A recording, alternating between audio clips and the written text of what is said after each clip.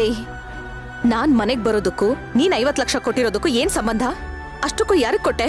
ಅದಕ್ಕೆ ನಿಮ್ಮನ್ನ ಇಬ್ರು ರೌಡಿಗಳು ಮನೆ ಮುಂದೆ ಕರ್ಕೊಂಡ್ ಬಂದ್ಬಿಟ್ರು, ನೆನ್ಪಿದ್ಯಾ? ಹೌದು, ಕರ್ಕೊಂಡ್ ಬಂದಿದ್ದತ್ತು ಗೊತ್ತು. ಆದ್ರೆ ಅವರು ರೌಡಿಗಳಂತ ನನಗ್ ಗೊತ್ತಿಲ್ಲ. ಹೌದು, ಅದಕ್ಕೂ ಇದಕ್ಕೂ ಏನ್ ಸಂಬಂಧ ಇವಾಗ? ಅದಕ್ಕೆ ಸಂಬಂಧ ಇದೆ. ಅದಕ್ಕೆ ನಿಮ್ಮನ್ನ ಹುಡ್ಕೋದಕ್ಕೆ ಅಣ್ಣ ಪೊಲೀಸ್ ಸ್ಟೇಷನ್ ಅಲ್ಲಿ ಕಂಪ್ಲೇಂಟ್ ಕೊಟ್ಟ. ಅಣ್ಣ ನಾವು ಎಲ್ಲರೂ ಸೇರ್ಕೊಂಡು ಹುಡ್ಕೋದ್ವಿ, ನೀವು ಯಾರ ಕೈಗೂ ಸಿಗ್ಲಿಲ್ಲ. ನನ್ಗೂ ಬೇರೆ ದಾರಿ ಇಲ್ದೇನೆ ರೌಡಿಗಳಿಗೆ ಸುಪಾರಿ ಕೊಟ್ಬಿಟ್ಟೆ.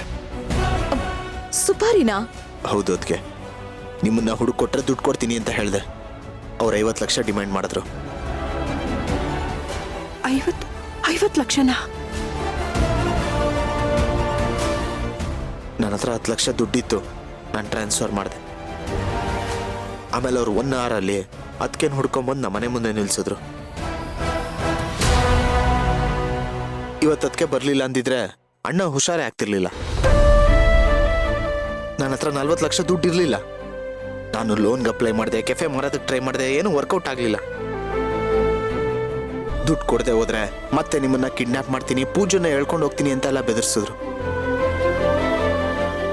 ನನಗೂ ಬೇರೆ ದಾರಿ ಇಲ್ದೇನೆ ಈ ಮನೆನ ಅಡ ಇಟ್ಬಿಟ್ಟೆ. ಏಯ್ ದಡ್ಡ, ಅವ್ರು ನನ್ನ ಹುಡುಕೊಂಡ್ ಕರ್ಕೊಂಡ್ ಬಂದಿದ್ದಲ್ವೋ? ನಾನೇ ಬಂದಿದ್ದು. ಏನು? ನೀವಾಗ ನೀವೇ ಬಂದಿದ್ದ? ಹೌದು, ದಾರಿಲ್ ನಾನು ನಡ್ಕೊಂಡ್ ಬರ್ತಾ ಇದ್ದೆ. ಬನ್ನಿ, ಮನೆವರೆಗೂ ಡ್ರಾಪ್ ಮಾಡ್ತೀವಿ, ಅಶ್ವಿನ್ ಸರ್ ಹೇಳಿದ್ದಾರೆ. ನೀವು ಬರ್ಲಿಲ್ಲ ಅಂತಂದ್ರೆ ಅವ್ರು ಬೇಜಾರ್ ಮಾಡ್ಕೋತಾರೆ ಅಂತ ಹೇಳಿದ್ರು. ಅದಕ್ಕೋಸ್ಕರ ಬಂದೆ ಅಷ್ಟೇ.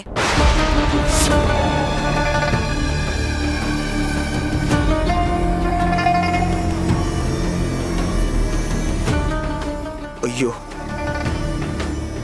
ಎಂತ ಅನ್ಯಾಯ ಆಗೋಯ್ತು. ಅವಿವೇಕಿ, ಇದಕ್ಕೆ ನಿನಗೆ ವ್ಯವಹಾರ ಜ್ಞಾನ ಕಡಿಮೆ ಅಂತ ಬೈಯೋದು. ಅವಾಗೇನು ಎಗರಾಡ್ತಿದ್ದೆ ಕಂಪ್ನಿ ಒಳಗಡೆ ಬಿಟ್ಕೊಳ್ಳಿಲ್ಲ ಅಂತ. ಇವಾಗ ಗೊತ್ತಾಯ್ತಾ ಏನಕ್ಕೆ ಅಂತ? ಇದಕ್ಕೆ